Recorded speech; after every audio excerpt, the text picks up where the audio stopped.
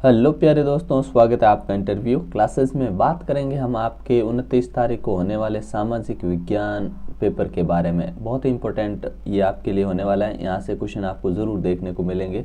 इससे पहले अगर आपने बाकी के पेपर नहीं देखे हैं तो चैनल की प्लेलिस्ट में जाकर देख सकते हैं। बेहतरीन ढंग से सोल्यूशन है, बहुत ही शॉर्ट में वीडियो है ताकि आपका समय भी बचेगा और बेहतरीन ढंग से आपकी तैयारी भी होगी। चलिए स्टार्ट करते हैं। अपना पहला प्रश्न क्या है? ब्रिटिश सत्ता का प्रतीक है तो ब्रिटेनिया, ऑप्शन स होगा करेक्ट। जिस राजपूत राज्य के विरोध के कारण सिरोही से अंग्रेजों की तत्काल संधि नहीं हो सकी वह था, तो वो कौन सा था? मारवाड़ राज्य। अगला देखिए, वर्ष 1959 के प्रारंभ में विश्व की जनसंख्या कितनी थी? तो विश्व की जनसंख्या थी 3 अरब। ठीक है ना। अगला प्रश्न देखते हैं, महाराणा प्रताप हवाई अड्डा स्थित है, कहाँ स्थित है? तो उदयपुर के डबोक में। प्रश्न संख्या 5 देखिए, निम्न में से किस कानून में यह निश्चित किया गया कि किसी का भी मेहनताना एक न्यूनतम निर्धारित न्यूनतम राशि से कम नहीं होना चाहिए? तो ऑप्शन ब होगा करेक्ट, न्यूनतम मेहनताना कानून में। ठीक है ना। फिर देखिए छठा, सन 2011 की जनगणना के अनुसार राजस्थान की महिला साक्षरता दर है कितनी है? तो आप कहेंगे 52.12%। ऑप्शन ब करेक्ट होगा। अगला देखिए, अति लघुत्तरात्मक प्रश्न के अंदर सुमेलित करना है, जिसमें पहला प्रश्न है सविनय अवज्ञा आंदोलन, तो ये कब प्रारंभ हुआ था? 1930 में। अगला है बस्तर विद्रोह, बक्सर विद्रोह कहाँ हुआ था? तो हम कहेंगे मध्य भारत में। ठीक है ना, मिलान कर लीजिएगा। आपको तो यहाँ वापस नीचे लिखना है, मैं यहाँ मिलान कर रहा हूँ। ठीक है।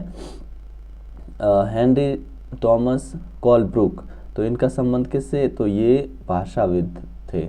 ठीक है ना। और हरिदास ठाकुर मतवा पंथ। ठीक है ना। इस प्रकार से आपको मिलान करना है। चलिए अगला प्रश्न देखते हैं। बहुत ही बेहतरीन क्वेश्चन है ये, इनको जरूर पढ़ लीजिएगा। ठीक है ना। फिल इन द ब्लैंक्स, ये 2-2 नंबर के पूछे जाते हैं, बहुत ही आसान होते हैं। ठीक है ना। पहला जो है इसके अंदर क्या करेंगे, यहाँ लिखेंगे संघवाद। क्या लिखेंगे? संघवाद। संघवाद तो क्या हुआ? संघवाद के अंतर्गत राज्य केवल केंद्रीय सरकार के प्रतिनिधि नहीं होते हैं, उन्हें भी, तो यहाँ पे लिखेंगे संविधान। क्या? संविधान। ठीक है ना। दूसरी खाली जगह क्या आएगा? संविधान। ठीक है, संविधान से अधिकार मिलते हैं। फिर चौथा देखते हैं, ग्राम सभा के, तो यहाँ पे आएगा सदस्य। ठीक है ना। क्या लिखोगे? ग्राम सभा के जो सदस्य होते हैं राजस्व गांव में रहने वाले सभी मतदाता होते हैं, मतदाता। ठीक है ना। तो दूसरी खाली जगह में क्या भरेंगे? मतदाता। पांचवा देखिए, यहाँ पहली खाली जगह में भरेंगे हम शिक्षा। क्या चीज? शिक्षा। और क्या? और स्वास्थ्य। शिक्षा और स्वास्थ्य। शिक्षा और स्वास्थ्य लोगों के लिए बहुमूल्य संसाधन बनाने में मदद करते हैं। ठीक है ना। अगला प्रश्न देखिए, जिसमें छठा है, जिसमें खाली जगह, तो यहाँ पे हम भरेंगे औपनिवेशिक। क्या भरेंगे? औपनिवेशिक। औपनिवेशिक शासन से पहले आदिवासी समुदाय शिकार और चीजें बीन कर क्या? आजीविका चलाते थे। क्या चलाते थे? आजीविका। ठीक है। अगला देखिए, लास्ट है खाली जगह वाला, क्या वे लोग होते हैं? तो यहाँ पे आएगा उत्प्रवासी। उत्प्रवासी वे लोग होते हैं जो देश छोड़ते हैं, और खाली जगह वे लोग होते हैं जो देश में आते हैं, तो ये होते हैं अप्रवासी। ठीक है ना।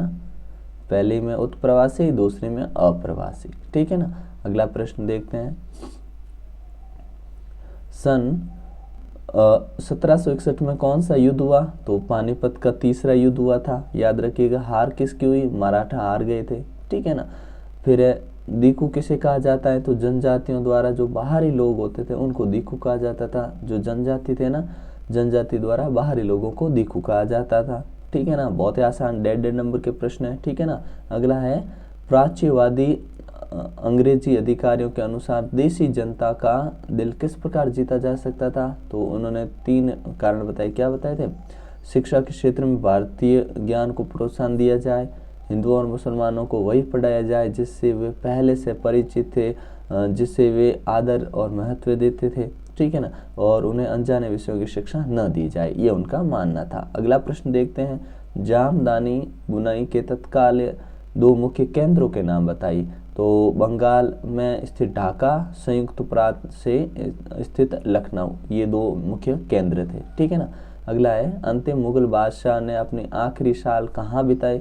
तो उन्होंने अपने अंतिम दिन रंगून, यानी जिसका म्यांमार की जो राजधानी, वहाँ पे बिताए, और फिर 1862 में उनकी वहीं पे मृत्यु हो गई थी, ठीक है ना। तो अंतिम दिन कहाँ बिताए, रंगून में। नेक्स्ट है, स्थायी बंदोबस्त की 2 विशेषताएं बताइए। तो आप कहेंगे स्थायी बंदोबस्त में राजाओं और तालुकदारों को जमींदार मान लिया गया, और जमींदारों द्वारा चुकाई जाने वाली राशि स्थायी रूप से तय कर दी गई, अर्थात भविष्य में इसमें बढ़ोतरी नहीं की जा सकती थी। तो ये 2 विशेषताएं थी, क्या कि राजाओं और तालुकदारों को जमींदार मान लिया गया और उनके लिए स्थायी राशि कर दी गई थी, ठीक है ना। अगला प्रश्न देखते हैं, तीसरा, परंपरागत और गैर परंपरागत स्रोतों में 3 उदाहरण चाहिए। तो पहला देखिए कि गैर परंपरागत स्रोत लंबे समय से इनका उपयोग किया जा सकता है, मतलब उपयोग लंबे समय तक किया जा सकता है, ठीक है ना। किसका, गैर परंपरागत ऊर्जा के परंपरागत स्रोत का, और गैर परंपरागत का हम लंबे समय तक, कुछ वर्षों से ही उपयोग शुरू हुआ है, ज़्यादा समय नहीं हुआ है, ठीक है ना। और जल विद्युत को छोड़कर ऊर्जा के परंपरागत स्रोत गैर नवीकरणीय होते हैं, ठीक है ना। परंपरागत स्रोत होते हैं गैर नवीकरणीय होते हैं, जबकि ऊर्जा के गैर जो परंपरागत स्रोत होते हैं ये नवीकरणीय होते हैं। सीधा सा मतलब होता है कि ये नवीकरणीय होते हैं, ठीक है ना, और ये अनवीकरणीय होते हैं, इतना ध्यान रखिएगा। अगला है, इन स्रोतों का उपयोग से पर्यावरण में प्रदूषण फैलता है। परंपरागत का स्रोत उपयोग करेंगे तो प्रदूषण फैलेगा, इनसे पर्यावरण को प्रदूषण नहीं फैलता है, ठीक है ना। अगला प्रश्न देखते हैं, प्राथमिक क्रियाएं और आपको द्वितीयक तृतीयक क्रियाओं में अंतर बताना है। तो प्राथमिक क्रियाओं में उन क्रियाओं को सम्मिलित किया जाता है जिनका संबंध प्राकृतिक संसाधनों के उत्पादन और निष्कर्षण से होता है, और तृतीयक क्रिया में वे क्रियाएं आती हैं जो प्राथमिक और द्वितीयक क्षेत्रों में विकास में सहयोग प्रदान करती है, ठीक है ना। अगला है, प्राथमिक क्रियाएं प्रायः एक परिवार के सदस्य मिलकर करते हैं, जबकि तृतीयक ये होते हैं ना, ये कई लोग मिलकर करते हैं, एक परिवार नहीं करते हैं, बहुत सारे लोग मिलकर करते हैं। इसमें क्या होता है, कृषि, पशुपालन, मत्स्य पालन, ये होता है। इसमें क्या होता है, बैंकिंग, बीमा, परिवहन, ये, ठीक है ना, तृतीयक क्रियाओं में आते हैं, ठीक है ना। अगला देखते हैं, नेक्स्ट प्रश्न, स्थायित्व के आधार पर उद्योगों के वर्गीकरण को स्पष्ट कीजिए। तो स्थायित्व के आधार पर पहले होते हैं निजी क्षेत्र के उद्योग, ठीक है, जिनका स्वामित्व और संचालन एक व्यक्ति द्वारा या एक व्यक्तियों के समूह द्वारा होता है। सार्वजनिक क्षेत्र में कौन आते हैं, जिनका संचालन सरकार के हाथ में होता है। बहुत ही आसान प्रश्न है, समझते रहिएगा। संयुक्त क्षेत्र के उद्योग होते हैं ना, उसमें स्वामित्व जो होता है, संचालन और स्वामित्व सरकार और निजी दोनों उद्योगपतियों के पास हो सकता है, ठीक है ना। और सहकारी क्षेत्र होता है, इसमें स्वामित्व और संचालन कच्चे माल के उत्पादकों, पूर्तिकारकों, कामगारों अथवा दोनों के पास हो सकता है, दोनों के द्वारा होता है, उन्हें हम सहकारी क्षेत्र कहते हैं। नेक्स्ट प्रश्न देखिए, महात्मा गांधी राष्ट्रीय ग्रामीण रोजगार गारंटी योजना तथा प्रधानमंत्री आवास योजना का मुख्य उद्देश्य क्या है। तो इसका मुख्य उद्देश्य ग्रामीण परिवारों को वर्ष में न्यूनतम 100 दिन रोजगार उपलब्ध करवाना, और दूसरा जो है अपना प्रधानमंत्री आवास योजना, इसमें सभी को मकान, पक्के मकान उपलब्ध कराना, ये दोनों का याद रखना, ठीक है ना। तो गारंटी रोजगार योजना तो क्या करती है, 100 दिन, न्यूनतम 100 दिन रोजगार उपलब्ध करवाती है, और आवास योजना जो होती है वो उसका उद्देश्य है सभी को पक्के मकान उपलब्ध करवाना। सूती वस्त्र उद्योग का वर्णन कीजिए। तो सूती वस्त्र उद्योग देखिए, सूती वस्त्र उद्योग है वो अपने राजस्थान का सबसे प्राचीन उद्योग है। वर्तमान में भीलवाड़ा राजस्थान का प्रमुख वस्त्र उत्पादक क्षेत्र है, ठीक है ना, वस्त्र नगरी भीलवाड़ा कहलाता है, ठीक है ना। इसके अतिरिक्त वस्त्रों की रंगाई, छपाई, बंदेज कार्य जयपुर, जोधपुर, चूरू, बीकानेर, नागौर प्रमुख केंद्र हैं, ठीक है, यहाँ पे होता है। ये सूती वस्त्र उद्योग हुआ, ठीक है ना। अगला, दुर्ग क्यों बनाए जाते थे, इनकी सुरक्षा के लिए किए जाने वाले 2 उपाय बताइए। तो देखो, प्रायः दुर्ग सामरिक दृष्टि से सुरक्षा के लिए बनाए जाते थे, अपनी सुरक्षा के लिए। और सुरक्षा के उपाय क्या, सुरक्षा की दृष्टि से दुर्ग ऊंची पहाड़ियों और गहरी नदियों के किनारे और मैदानी भागों में बनाए जाते थे। दुर्ग के निकट गहरी खाइयाँ बनाई जाती थी, जिसमें पानी भरकर जहरीले जानवर छोड़कर शत्रु को रोका जाता था। ठीक है ना, ये तरीके हुआ करते थे। अगला प्रश्न पूछा हमसे कि साक्षरता दर से आप क्या समझते हैं और हमें किस बात का पता लगता है इस चीज़ से। तो देखो, साक्षरता दर मतलब हो गया किसी क्षेत्र अथवा राज्य की कुल जनसंख्या में पढ़ने और लिखने की क्षमता से संपन्न जनसंख्या वहाँ की साक्षरता दर कहलाती है। मतलब कितने लोग लिखने और पढ़ने के योग्य, उसे हम साक्षरता दर कहते हैं। और साक्षरता दर से किसी भी क्षेत्र की सामाजिक आर्थिक स्थिति का पता लगता है। ठीक है, किसका पता लगता है? तो सामाजिक और आर्थिक स्थिति का पता लगता है। अगला प्रश्न है कि राज्य को धर्म को राज्य से अलग रखना महत्वपूर्ण क्यों है। तो महत्वपूर्ण क्यों है? क्योंकि देखिए, बहुमत की निरंकुशता और उसके कारण मौलिक अधिकारों के हनन को रोकने के लिए लोकतांत्रिक समाजों में राज्य और धर्म को अलग अलग रखना अति आवश्यक है, ताकि निरंकुशता नहीं हुए और मौलिक अधिकारों का हनन नहीं हो। ठीक है ना, इसके कारण धर्म और राज्य को अलग रखा जाता है। और लोगों के धार्मिक चुनाव के अधिकार की रक्षा करना भी राज्य जो होता है उसके धर्म से अलग रखना महत्वपूर्ण है। अगर उनके धार्मिक चुनाव का अधिकार है उसकी भी सुरक्षा करनी, तो राज्य और धर्म दोनों अलग होने चाहिए। ठीक है ना। प्रश्न संख्या देखिए, नेक्स्ट पूछा गया है कि भारतीय न्यायपालिका की संरचना को पिरामिड बनाकर दर्शाइए। तो देखो, सबसे ऊपर आता है सर्वोच्च न्यायालय, उच्च न्यायालय और सबसे नीचे आता है निचली अदालत। ठीक है, ये छोटे लेवल पे होती है, ये उससे बड़े और ये सबसे बड़ा स्तर होता है। ठीक है ना। अगला प्रश्न देखते हैं, यूनियन कार्बाइड के भोपाल और अमेरिकी संयंत्रों की सुरक्षा व्यवस्था में अंतर स्पष्ट कीजिए। तो देखो, पहला अंतर क्या है कि यूनियन कार्बाइड के अमेरिकी संयंत्रों में कंप्यूटरीकृत चेतावनी तथा निगरानी की व्यवस्था विद्यमान थी, जबकि भोपाल यूनियन कार्बाइड कारखाने में गैस रिसाव की निगरानी केवल मजदूरों के अंदाजे के सहारे चलाई जाती थी। इसीलिए ये यूनियन कार्बाइड जो था भोपाल में भयंकर गैस रिसाव हुआ था, क्योंकि अमेरिका में वहाँ पे क्या कंप्यूटर से थोड़ी सी भी हलचल होती पता लग जाता, जबकि यूनियन कार्बाइड में क्या था भोपाल में कि वहाँ पे मजदूरों के भरोसे छोड़ा हुआ था। अमेरिका में स्थित कारखानों में खतरा पैदा होने पर लोगों को सुरक्षित स्थानों पर ले जाने की व्यवस्था मौजूद थी, जबकि भोपाल में ऐसा कुछ भी नहीं था। अगर कोई ऐसी संकट आ गया तो कहीं जाने की ऐसी व्यवस्था नहीं थी। ठीक है, अगला प्रश्न देखते हैं, बड़े शहरों में सार्वजनिक परिवहन के महत्वपूर्ण साधनों का उल्लेख कीजिए। तो देखो, महत्वपूर्ण साधन कौन से हैं? सबसे महत्वपूर्ण साधन उनको मंजिल तक पहुंचाने के लिए जो बस प्रणाली है वो है। ठीक है ना। और तेज शहरीकरण में बड़े शहरों में सार्वजनिक बस प्रणाली जरूरत के हिसाब से कम साबित होती जा रही है धीरे धीरे अभी। और महानगरों में सरकार मेट्रो रेल परियोजना क्रियान्वयन कर रही है। कहने का मतलब, बड़े शहर छोटे शहरों में तो बस प्रणाली चल रही थी, लेकिन धीरे धीरे कामकाजी और लोग जल्दी पहुंचना चाहते हैं कहीं भी, तो अब मेट्रो की व्यवस्था की जा रही है। तो जयपुर जैसे शहरों में मेट्रो आ चुकी है, तो बड़े बड़े जो भी शहर है वहाँ पे मेट्रो की व्यवस्था की जा रही है। और आने वाले समय में लगभग आप देखिएगा हर जगह मेट्रो मिलेगी आपको।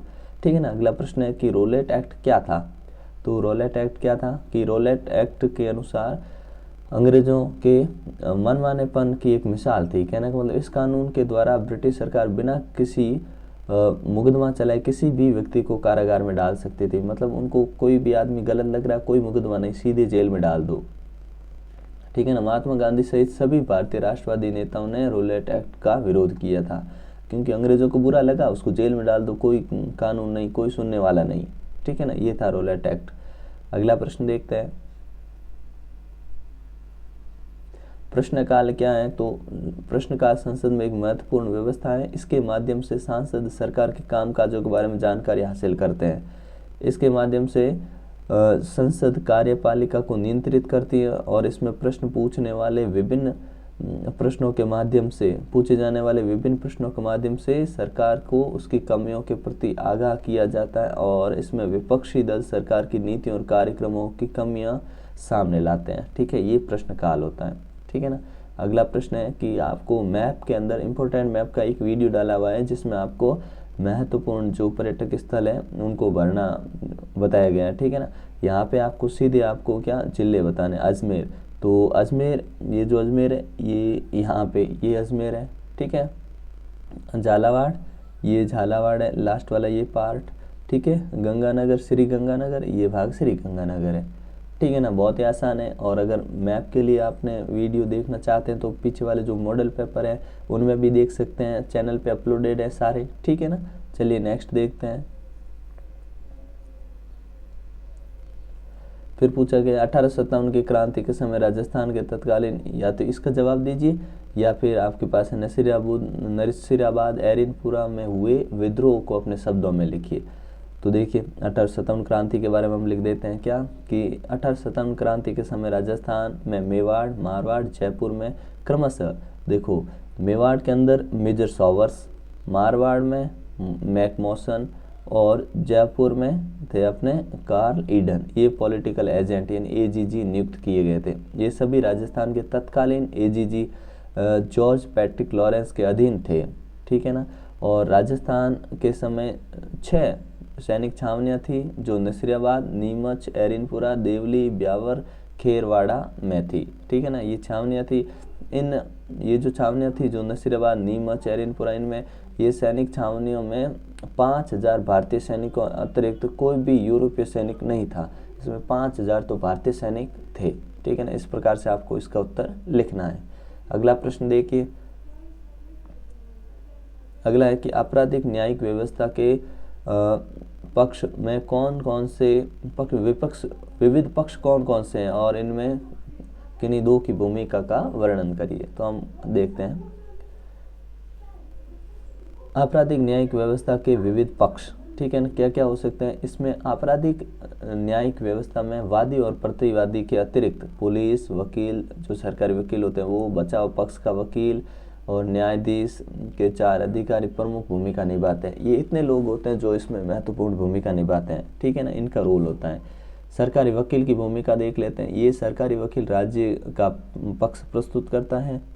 सरकारी वकील की भूमिका तब शुरू होती है जब पुलिस जांच पूरी करके अदालत में आरोप पत्र दाखिल करती है। वह अदालत के समक्ष ठोस तथ्य, गवाह और सबूत पेश करने का कार्य करता है। न्यायाधीश की भूमिका क्या होती है। सारे गवाहों के बयान सुनकर अभियोजन और बचाव पक्षों की तरफ से जो पेश सबूत होते हैं उनकी जांच करके और कानून के अनुसार निर्णय लेते हैं और आरोपी सचमुच दोषी है या नहीं, दोषी होने पर उसको सजा का निर्धारण भी जज करते हैं, ठीक है ना, मतलब न्यायाधीश करते हैं। ये इनकी महत्वपूर्ण भूमिका है। अगला प्रश्न है कि प्राकृतिक वनस्पति और वन्य जीव संरक्षण के उपायों को वर्णन कीजिए या जल संसाधन, इन दोनों में से एक करना है। तो हम कर लेते हैं प्राकृतिक वनस्पति और वन्य जीव संरक्षण, ठीक है ना। तो इसमें आजकल की समय के अनुसार जो मांग बढ़ रही है उसके अनुसार जनसंख्या बढ़ती, प्राकृतिक वनस्पति और वन्य जीवों पर संकट उत्पन्न हो रहा है। जैसे जैसे जनसंख्या बढ़ रही है, लोगों की आवश्यकताएं बढ़ रही है और जिसके कारण प्रकृति पे नुकसान हो रहा है, ठीक है ना। सॉरी, इसके लिए क्या उपाय कर सकते हैं हम, वो देखिए। पहला है कि प्राकृतिक वनस्पति और वन्य जीवों के संरक्षण हेतु राष्ट्रीय उद्यान और वन्य जीवों के अभ्यारण्य की स्थापना की गई है, ठीक है ना, सबके लिए की गई है। और वन्य जीवों के शिकार पर प्रतिबंध लगाया गया है और वनों में मानवीय गतिविधियों पर नियंत्रण लगाने के प्रयास किए गए हैं। प्रादेशिक और सामुदायिक स्तर पर वन और वन्य प्राणियों के प्रति जागरूकता के कार्यक्रम आयोजित किए जाते हैं और वन्य वनस्पति और वन्य जीवों के प्रति अनेक कार्यक्रम चलाए जाते हैं जिसके अनुसार राष्ट्रीय अंतर्राष्ट्रीय संगठनों की स्थापना की गई जो इनकी सुरक्षा करते हैं, ठीक है ना। तो इस प्रकार से ये आपका है। और उसका ये लास्ट प्रश्न है वो देख लीजिए कि भारतीय राष्ट्रीय कांग्रेस की स्थापना के लिए उत्तरदायी परिस्थितियों की विवेचना कीजिए या फिर रोलट सत्याग्रह पर लेख लिखिए। तो हम पहला करते हैं इसके अंदर 23वें का, ठीक है। भारतीय राष्ट्रीय कांग्रेस की स्थापना जो थी 1870 और 80 के दशक में ब्रिटिश काल शासन के प्रति असंतोष और ज़्यादा गहरा हो गया था, ठीक है ना। मतलब 1885 में कांग्रेस की स्थापना हुई थी, तो उससे 10-15 साल 5-10 साल पहले क्या है, ब्रिटिश शासन के खिलाफ लोग हो गए थे, ठीक है ना। 1878 के आर्म्स एक्ट पारित किया गया जिसके जरिए भारतीयों द्वारा अपने पास हथियार रखने का अधिकार छीन लिया गया। फिर 1878 में ही वर्नाक्युलर प्रेस एक्ट भी पारित किया गया जिससे सरकार की आलोचना करने वालों को चुप कराया जा सके और इस कानून के अनुसार किसी भी अखबार में कोई आपत्तिजनक सामग्री छापने पर उस प्रिंटिंग प्रेस सहित उसकी सारी संपत्ति जब्त कर सकती थी। तो ये वर्नाकुलर प्रेस एक्ट जारी कर दिया गया। सरकार ने अंग्रेजों के विरोध की वजह से इल्बर्ट बिल भी वापस ले लिया। और अगला है, वैसे तो पढ़े लिखे भारतीयों द्वारा एक अखिल भारतीय संगठन की जरूरत 1880 में महसूस हो रही थी, परंतु इल्बर्ट बिल ने इस चाह को और गहरा कर दिया और दिसंबर 1885 में देश भर के 27 प्रतिनिधियों ने बम्बई में सभा करके भारतीय राष्ट्रीय कांग्रेस की स्थापना करने का फैसला किया और एक सेवानिवृत्त ब्रिटिश अफसर A.O. ह्यूम इसके प्रथम अध्यक्ष बनाए गए। ठीक है ना। इस प्रकार से ये था। उम्मीद करता हूँ आपको पसंद आया हो। वीडियो को लाइक करें, शेयर करें दोस्तों के साथ और अगले मॉडल पेपर के लिए भी बने रहें ताकि बेहतरीन आपकी तैयारी हो सके। मिलते हैं नेक्स्ट पार्ट में। जय हिंद, जय भारत।